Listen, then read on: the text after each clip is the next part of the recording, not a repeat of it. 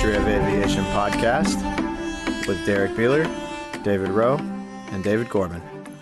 All right. I want to welcome everybody into the History of Aviation Podcast for kicking off our Season 2, Episode 1. My name's Derrick Beeler. As always, I'm joined by Mr. David Rowe and Dave Gorman. How have you guys been? Starting with you, Dave Gorman. It's been a while. It has been a little while, hasn't it? But it's been all right. Things are going well. I'm doing fine. Thank you for asking. Hope everybody out there listening is having a good week as well. We're back at school after spring break, which I didn't do a whole lot of things, just doing some organization around the house and with a whole bunch of pictures and things like that. Did make it out to the airport a couple of times and got some pictures of some aircraft that were flying by. Nothing. I really want to get an Orion.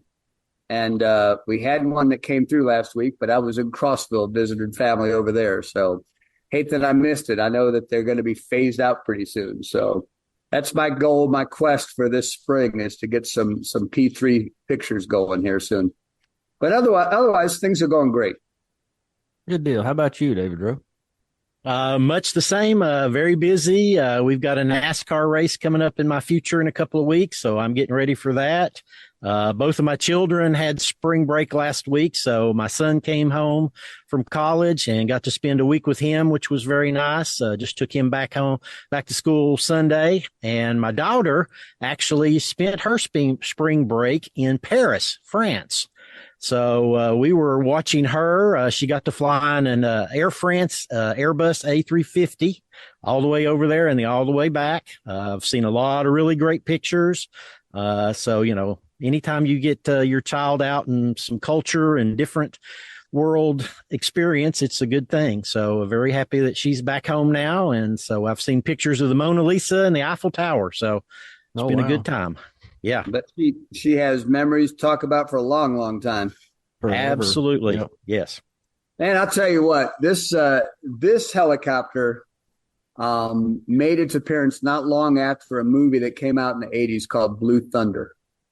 You guys remember that movie?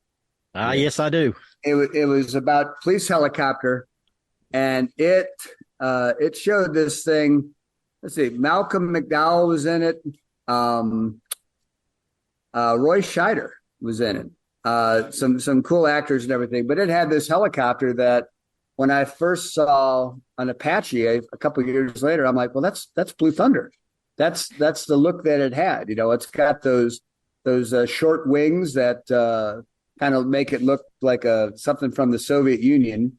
That gun that's slung underneath the nose. I mean, it is a bad looking helicopter. It just looks like it means business and not to be trifled with. It's got some pretty clearly defined roles that it plays, and it does it well. So it's amazing to me that it's been in service now for close to 40 years. How's that happen? Well, and that's the other thing. It was designed 10 years before that. So, I mean, it's literally been flying for nearly 50 years. It's an amazing machine. It's a flying tank, if you ask me. I mean, it's built to, take on the tanks of the Soviet Union in Europe. And it's armed to the teeth, literally, with, lots of rockets and missiles. And it's just a great aircraft. It's going to be with us for a good long time to come, too. It really is one that I haven't seen a lot of lately. I mean, it's not been at many of the recent air shows I've been to, it seems. And it's so funny. We were talking before we came on the air. I actually saw one fly over my school today. And David, you were saying you've got a picture there in your background, and that was sent to you from somebody? Yeah, my friend Bruce Kay in Knoxville was actually at the airport and got this picture. As a matter of fact, I believe he shot it at his home and at the airport. So he's got a couple of shots of it, shared one with me, and so I'm sharing it with you all. I'm not sure I know him. Well, not ring a bell. Not ring a bell. But quite fortuitous to have a an Apache in the pattern the same day that we're going to be talking about it. So really, really cool. Very neat. And a great shot there, Bruce Kay. Yes. Thank you, sir. Appreciate it. it was about 5,000 feet over me, and I did not have a camera, so it wouldn't have amounted to much anyways. I don't think if I did have a camera. So good to see it up close, and a great shot from Bruce. Oh, yeah. Yeah, he was at the end of the runway just waiting for it, so he was primed and ready to catch it. Well, so I can remember seeing Blackhawks probably in the early 90s, may have been the first time that I saw it at an air show. I didn't go to very many in the late 80s, but started going to the Dayton Air Show in the early 90s, and they had some on display. Did not see it fly at those shows. It was just on display, and you could walk up to it. I know they had one at the Knoxville Air Show in 1995, and you could actually sit inside of it. The line was pretty long to do that, but it's quite a star. And I know it. A lot of it just has to do with the variety of weapons that it can hang underneath, the laser targeting pod that it has in the front. I guess that's all targeting equipment that it has up there, correct? Yeah, it's a rotating sensor pod. Several people called it a sensor pod. So it's got, forward infrared. It's got laser designations. They can put a lot of stuff in there, and all of the information is then sent back to the pilot and the gunner. So they're getting live, actual footage of what's being seen out there. So I guess it's got some defensive capabilities too. If they're being targeted, they could pick it up that way as well. Yes, it sure does. It was interesting. I just read today that it has a chaff dispenser, so it can dispense chaff. It's also got some radar blocking equipment. And so, yes, it's got some defensive capabilities built in. Well, and it's a pretty angular looking thing with the design around the way the cockpit is situated. I always wondered, in light of what we now know about some of the stealth design and capabilities, if there was some stealth capacity built into this. It does have some flat surfaces and things that are going to give a pretty good radar return, so maybe that wasn't part of the design. But again, for something that's now 40 to 50 years old, it still looks pretty scary. Derrick, you've got that video behind you on our, that we could see here. Right. Yeah. And boy, you would not want to be trying to drive away in a tank and seeing that thing coming up behind you. Not on the receiving end of Lights that, out no. pretty soon. Well, now that's the interesting thing, though. You probably aren't going to see that helicopter because the way it's designed to fly and fight is it flies nap of the earth.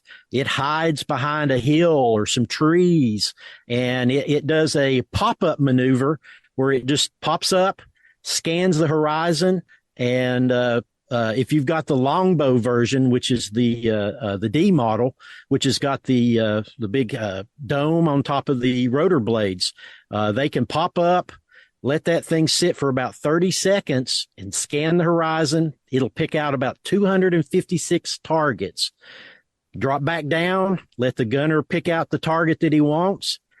Radar designate it, pop back up, and fire off one of those Hellfire missiles, and it's a fire and forget missile. And that tank doesn't even see it coming because the helicopter was only visible for 30 seconds.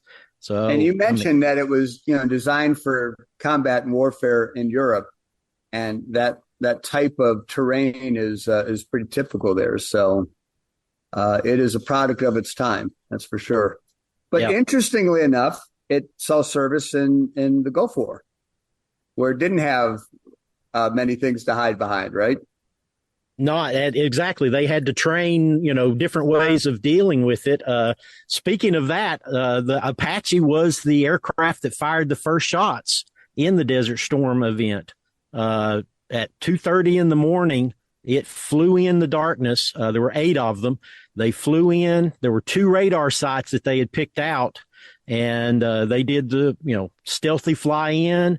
They popped up, took out the radar sites, and went back home. And the F-117s flew in through the gap in the Iraqi radar that they created. So the Apaches opened the door.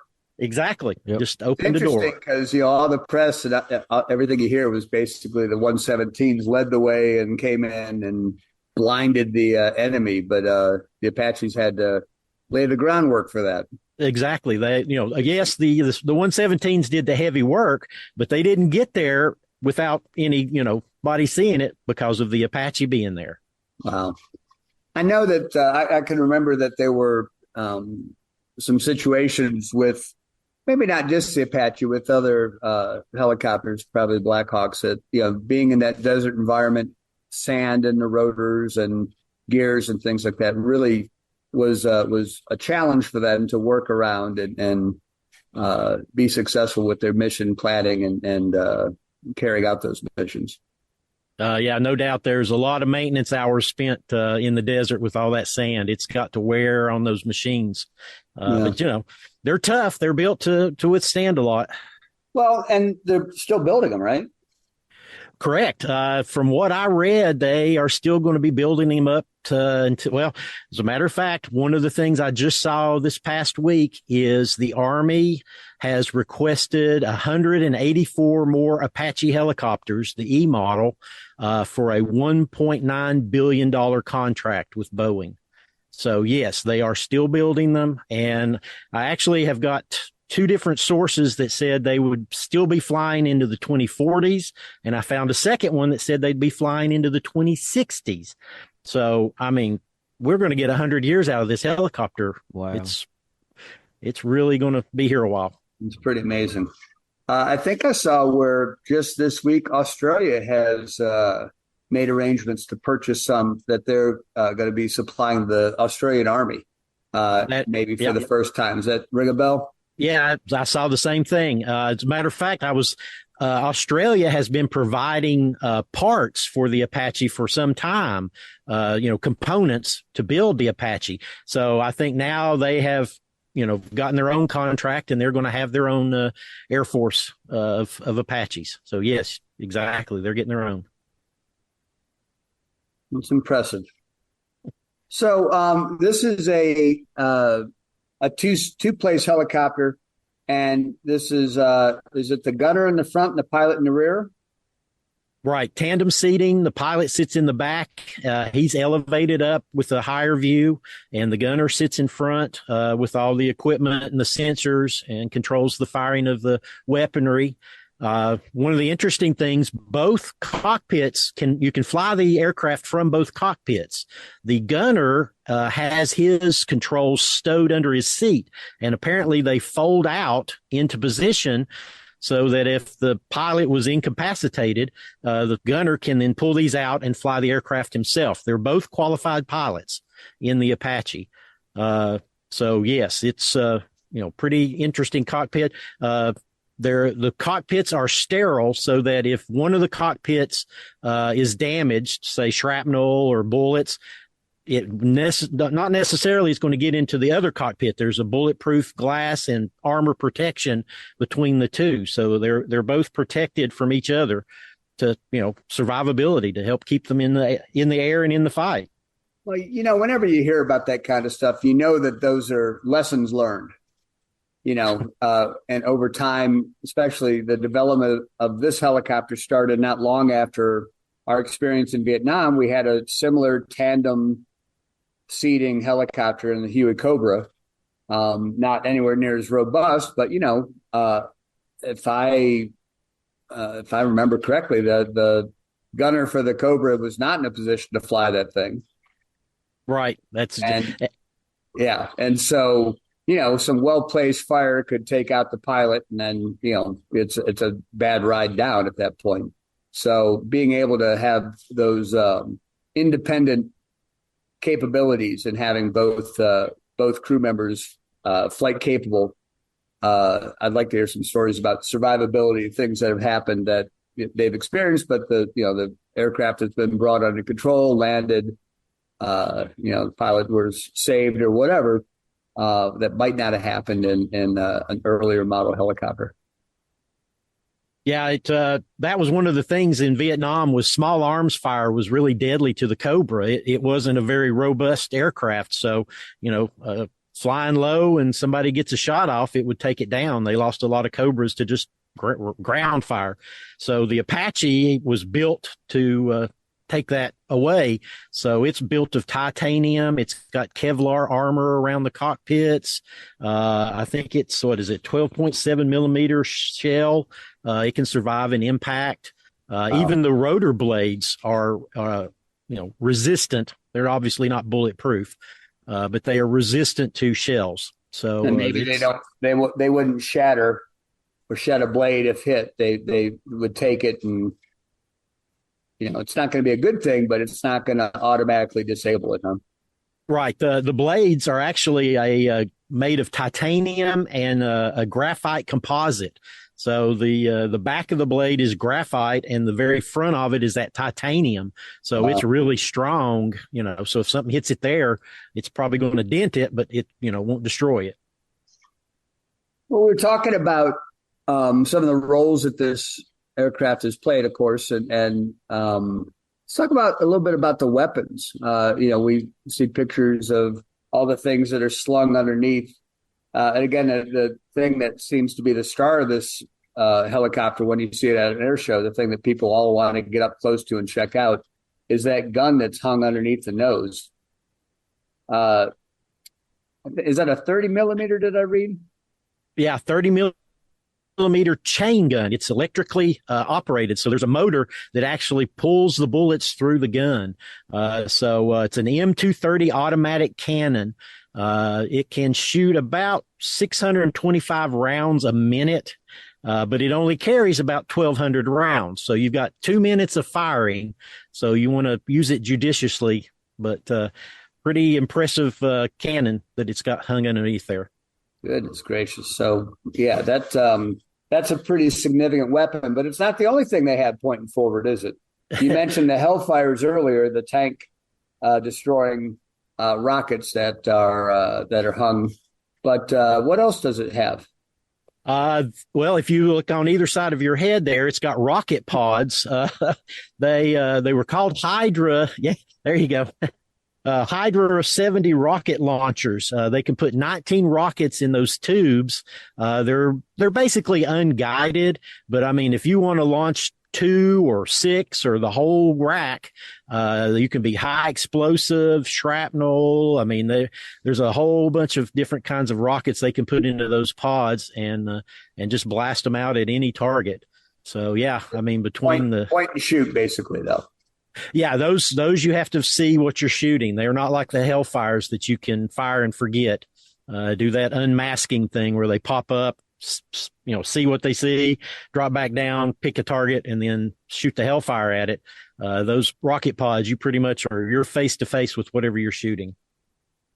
So watching and looking at the pictures and then watching Derrick's video, the engines are, I guess this is 2-engine, contained in those, they almost look like protective blisters that surround the engine. Got air intake openings in the front, but that's pretty significant protection as well, isn't it?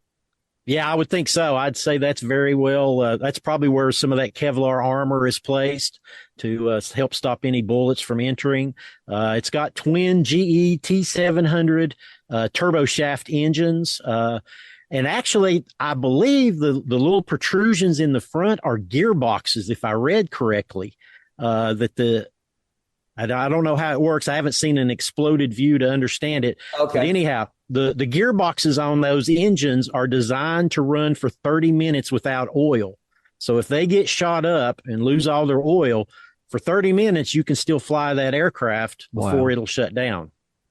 Wow. So again, maybe another example of lessons learned from crew loss and aircraft loss in Vietnam, perhaps. How can we make a more survivable helicopter? Absolutely. I think you're exactly right. And then, you think about it, it's been in production for coming up on 40 years. So clearly they hit it out of the park when they were adapting. And it's been updated and upgraded. Of course, any weapon system that's been around that long is going to go through changes.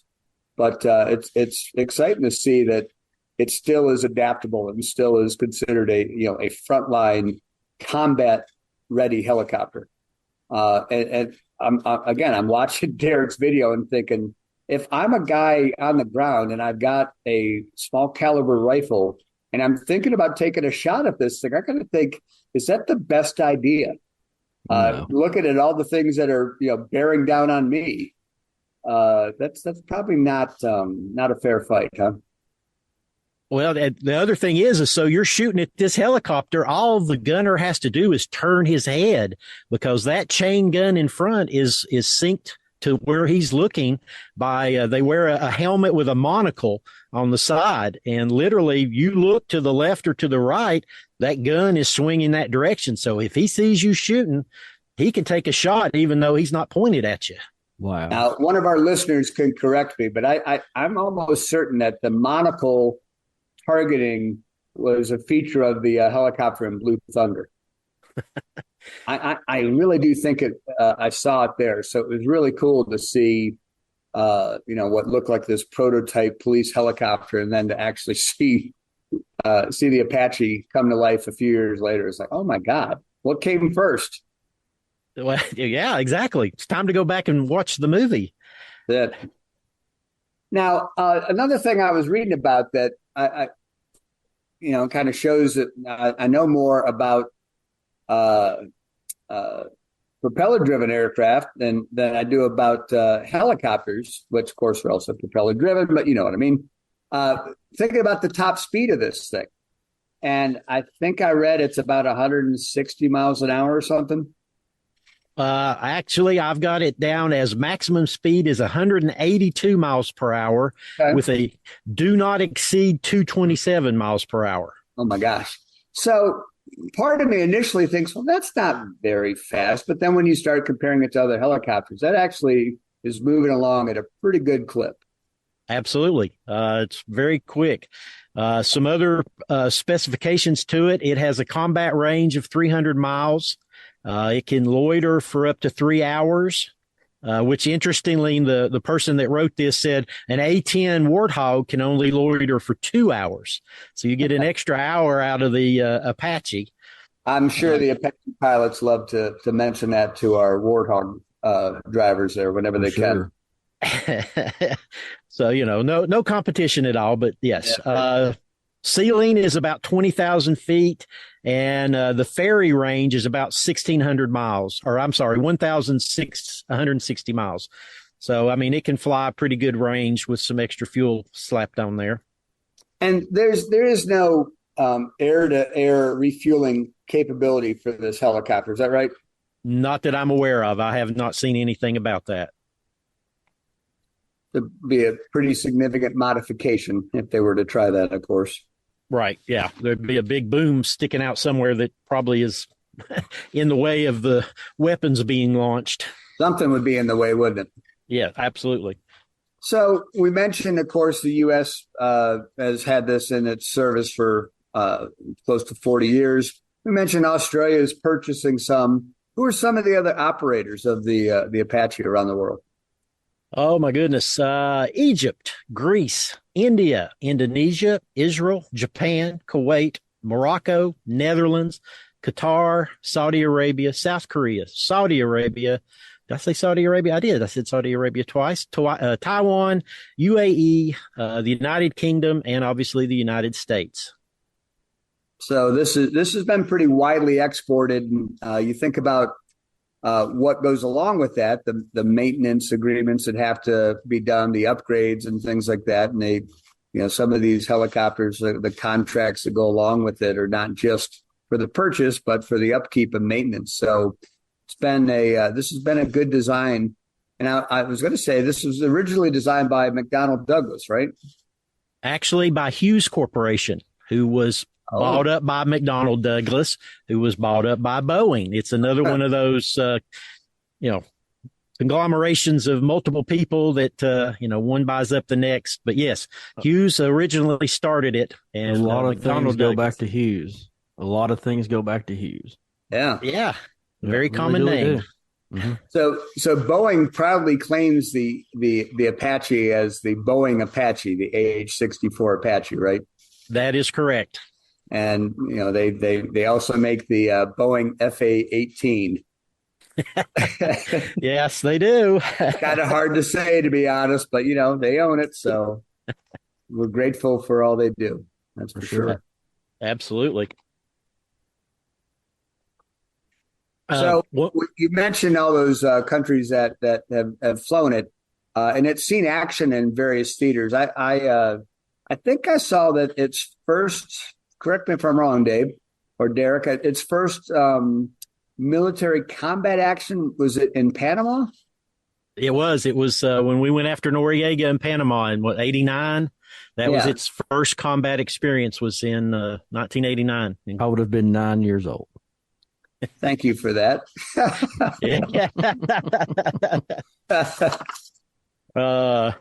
Yeah, it has had literally it's been around the world. I've got it.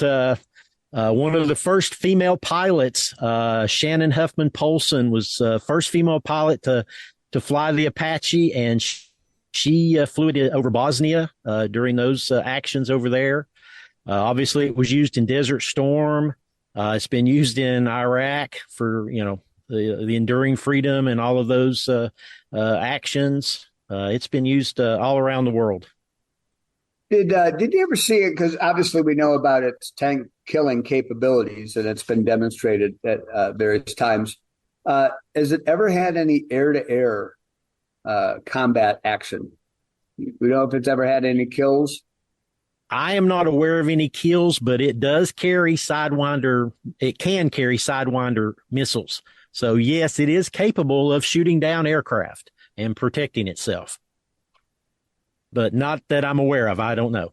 There may be some places where you got a lot that could be shot at you. And if you have a flight of maybe 6 Apaches going, maybe you have 1 or 2 that have Sidewinders just in case, Yeah, absolutely.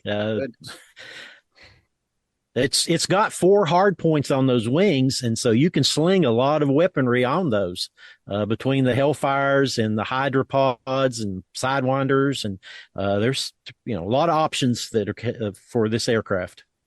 Well, speaking of options, there are military aircraft that have civilian uses. There are Blackhawks that are corporate owned and used that are that same design, but not called Blackhawks. If I owned one, I'd call it a Blackhawk, though. Have we ever seen any civilian uses of this design, of this? There are none of these, despite the movie Blue Thunder, there are none of these that are in police service anywhere, are there? No, I don't believe so. I think it's strictly military use only. I would think if you were doing drug interdiction in the Gulf or something and trying to intercept aircraft that were smuggling, this would be a pretty frightening thing to throw up there to let somebody know it's time to land. Yeah. Well, interesting that you say that, because the United Kingdom, the UK, has actually put Apaches on ships. They have trained with them, the HMS Ocean Amphibious Assault Ship. Wow. Apparently, they built folding rotor blades so that they could store it in the ship, just like a typical, seafaring helicopter. Wow. So their Apaches are in the Navy, I guess is how you'd want to say it. They do fly off of ships. That's amazing. So, guys, Well, it's a good. Go ahead, Dave. Oh, I was going to say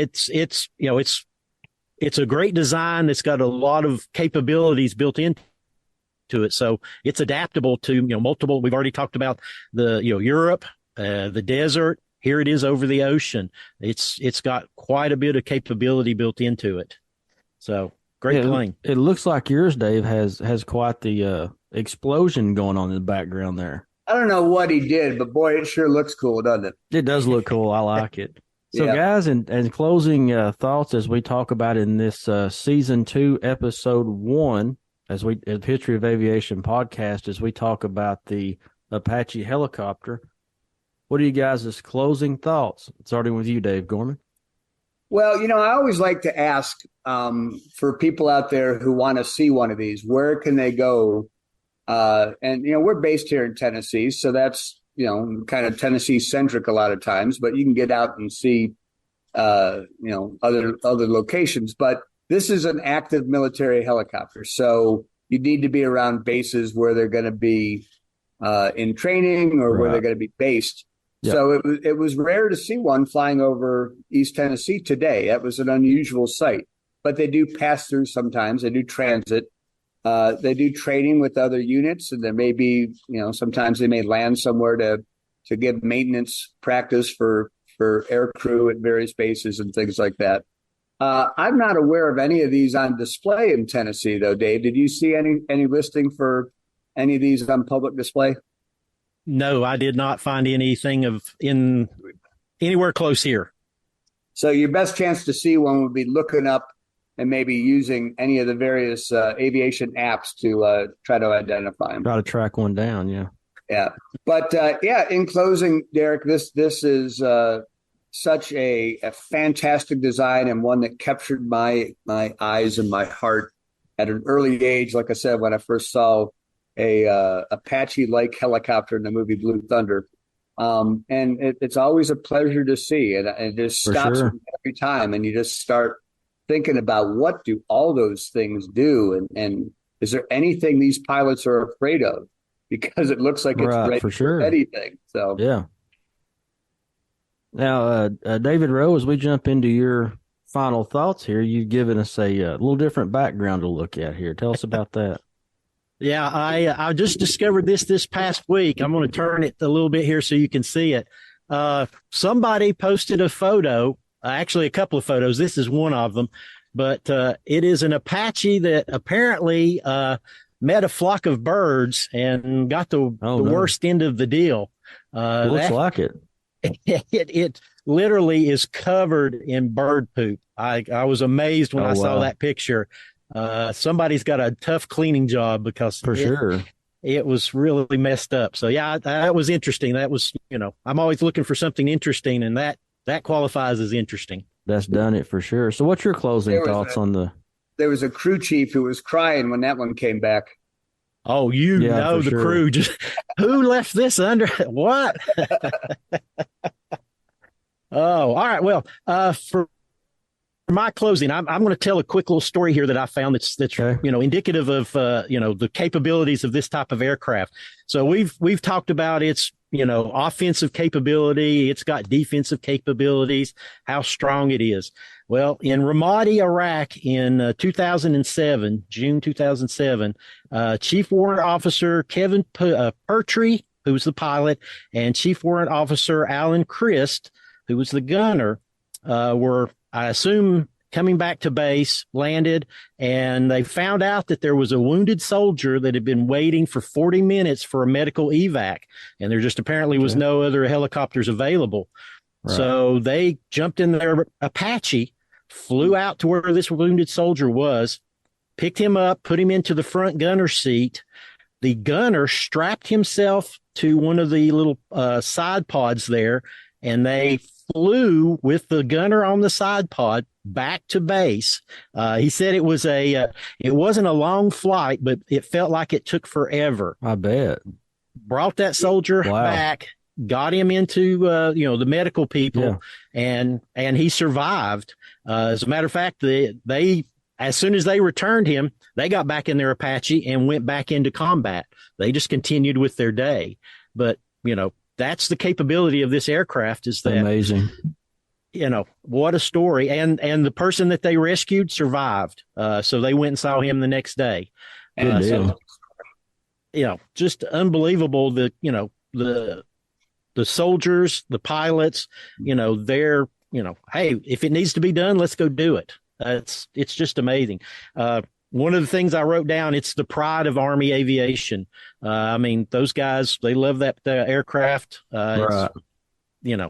Its strength, agility, and firepower. One thing I did read, you can do a loop in this helicopter, which I would like to see that. But, great aircraft. And finally, they just announced in the last week or so that the Apache has flown over 5 million hours.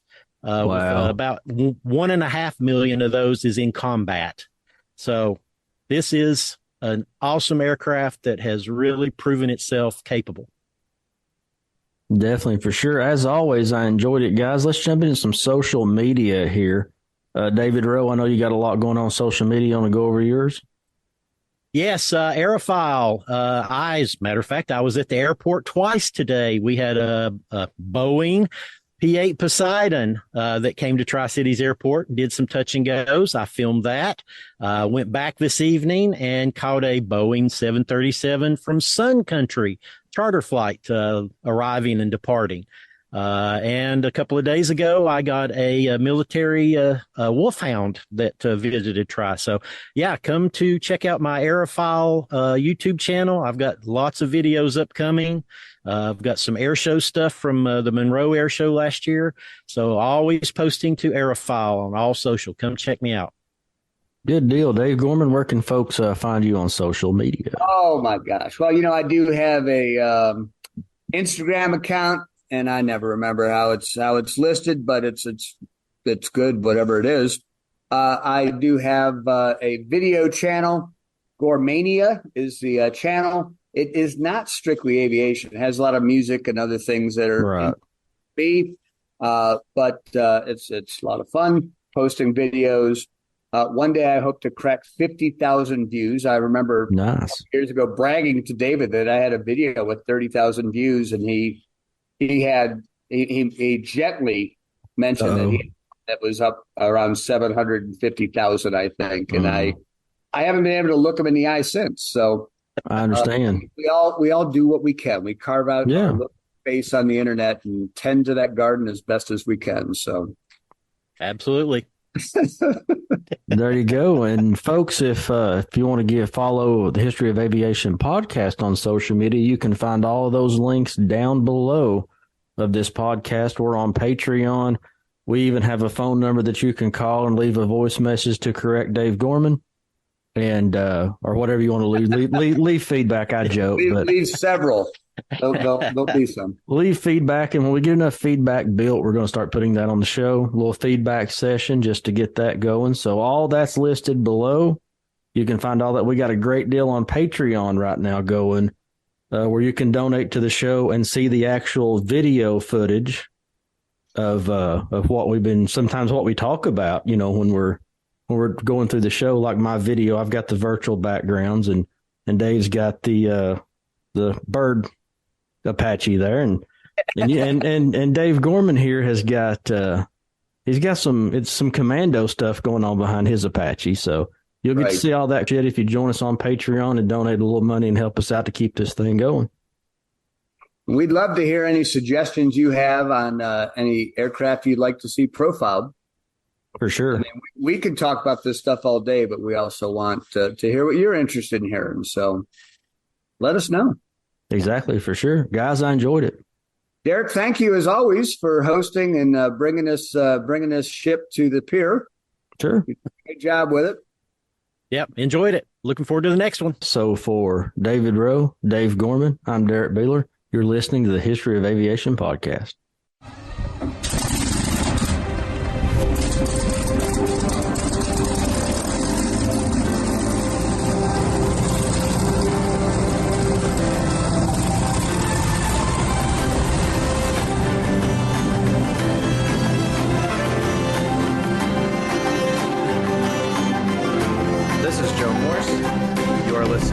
History of Aviation podcast with Derrick Beeler, David Rowe, and David Gorman.